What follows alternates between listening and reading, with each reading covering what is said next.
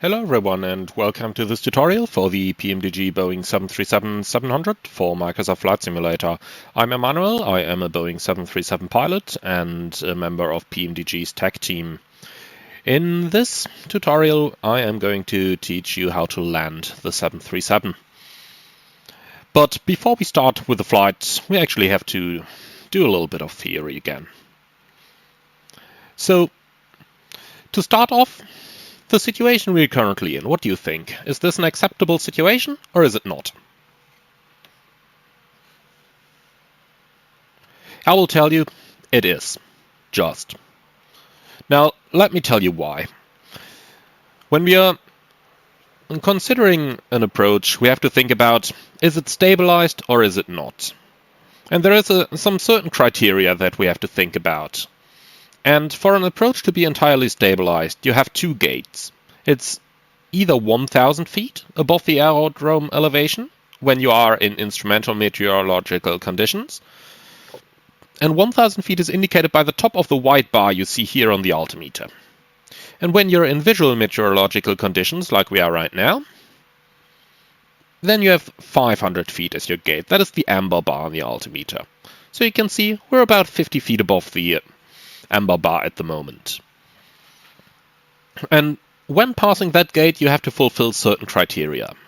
And that is, your speed has to be within VREF to a maximum of VREF plus 20, which is indicated by the white buck you see over here. So it has to be within this range. Then vertically, you have to be on the glide path. That is either within 1 dot of the glide slope, or 3 reds or 3 whites on the Papi that you can see over here. Now, I will say something about the Papi later on, but we'll get to that. Laterally, you have to be on the localizer within plus minus 1 dot. Now, note that when you're flying an ILS approach in the 737, then once you are established, you are getting this expanded scale here. You can see it by those small squares here instead of the usual dots on the localizer scale. But still have the normal scale on the approach page. You can see it over here with the standard dots. But on the primary flight display, you're getting that expanded scale. So basically, the dot you see here marks half a dot deflection on the normal scale. So when you're flying the ILS with the expanded scale, you can accept localizer deviation up to the maximum over here. If you don't use the flight director, then you have the normal localizer scale, then it's a maximum of 1 dot deflection that is acceptable at the gate.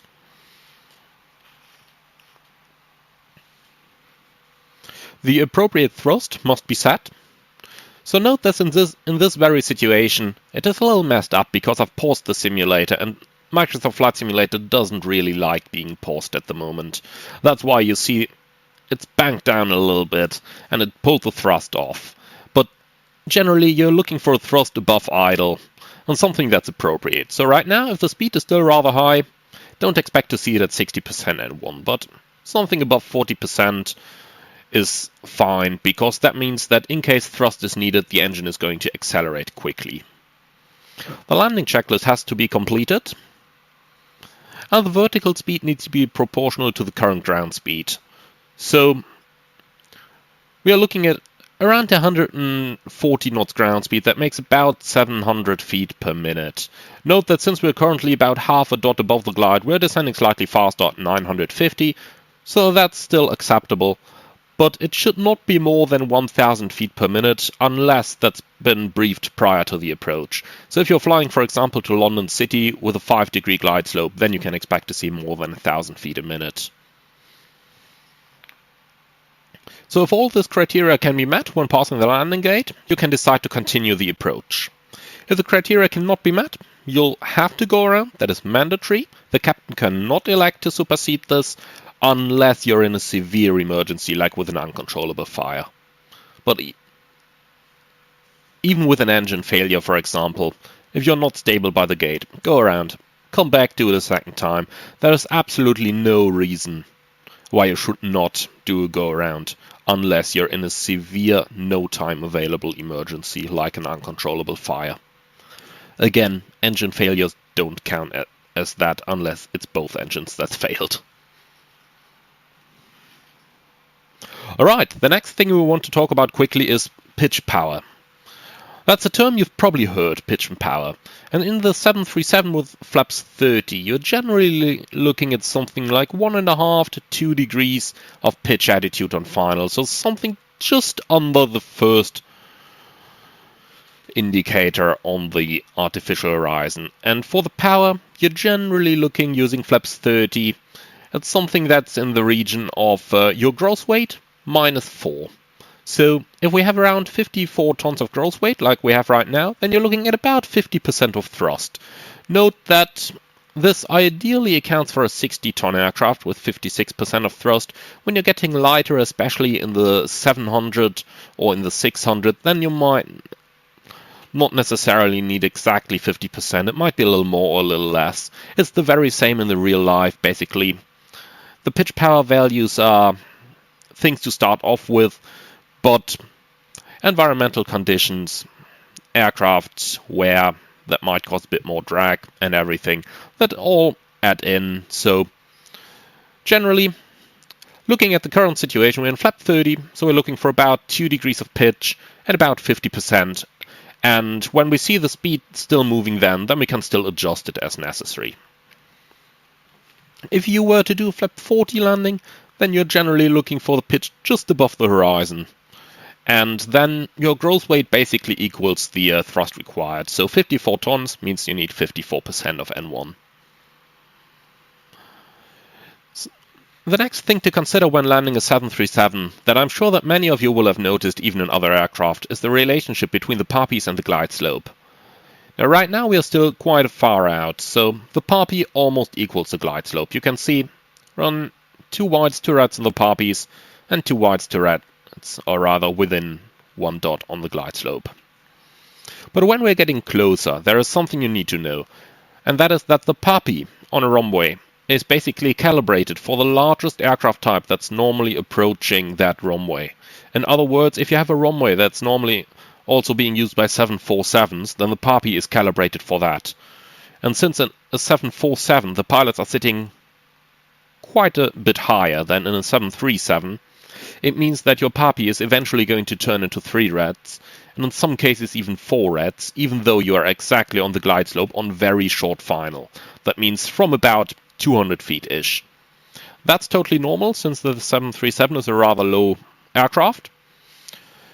And as long as you're on the glide slope, that's perfectly acceptable, and the glide slope should indeed be the primary method you're using to control the airplane's altitude on the final there.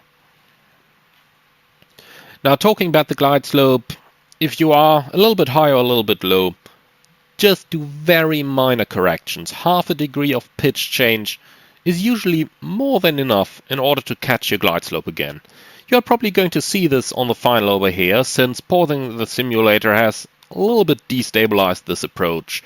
So by the time we unpause the simulator, you'll see that I'll have to disconnect the autopilot, and then I'll manually need to stabilize the airplane again and also get that speed down.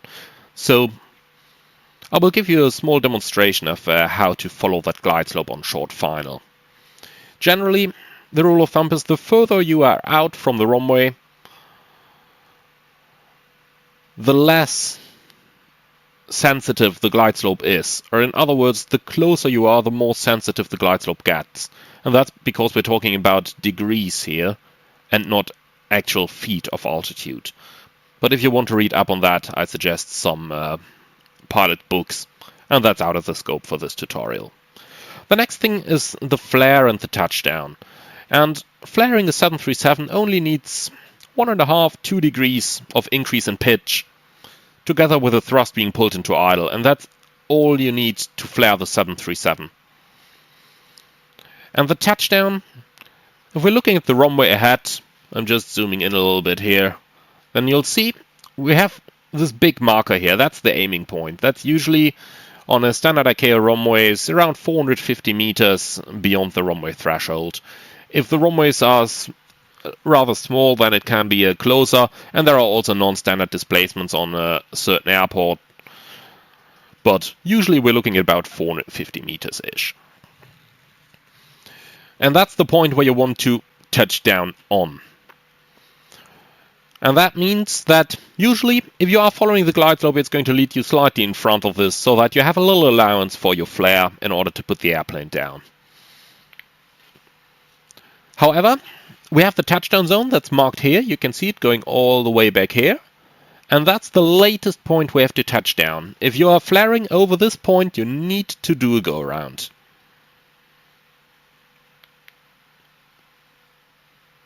You really need to.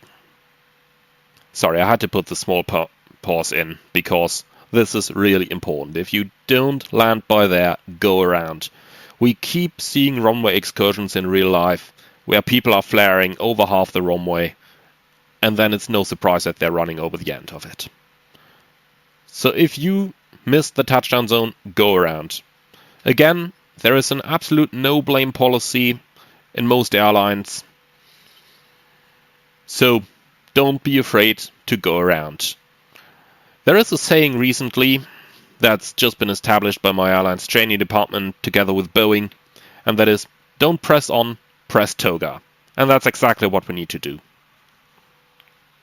One final word before we are actually going to resume the flight is on thrust reverse usage. And the moment we touch down, we need to apply thrust reverse immediately. 1 second after the main wheels have touched down, note main wheels, not nose wheel, the engines are going to change from flight idle to ground idle. And if that happens, they take really long to spool up again. And the difference is about the following. If you touch down and you activate maximum reverse immediately, or rather within 1 second from touchdown, then the engines will have spooled up and maximum reverse will be available to you by the time you reach 5 seconds after landing. And be aware that reverse thrust is more effective the faster you are. Therefore, 5 seconds. If you allow the engines to go to ground idle and only then pull the reverse, it's taking up to 17 seconds to get maximum reverse. And you're going at a speed of 140 knots. That is a lot of time. A lot of time, especially if the runway is slippery or contaminated. So once you touch down, immediately apply reverse thrust. If you don't want to use reverse for landing, just put it in idle reverse, and that's all you need. But if you're in idle reverse, you have the reverse thrust available within about 5 seconds. If the thrust reverse has been deactivated totally, 17 seconds. So be aware of that. Alright, this set, let's now head on and start our approach.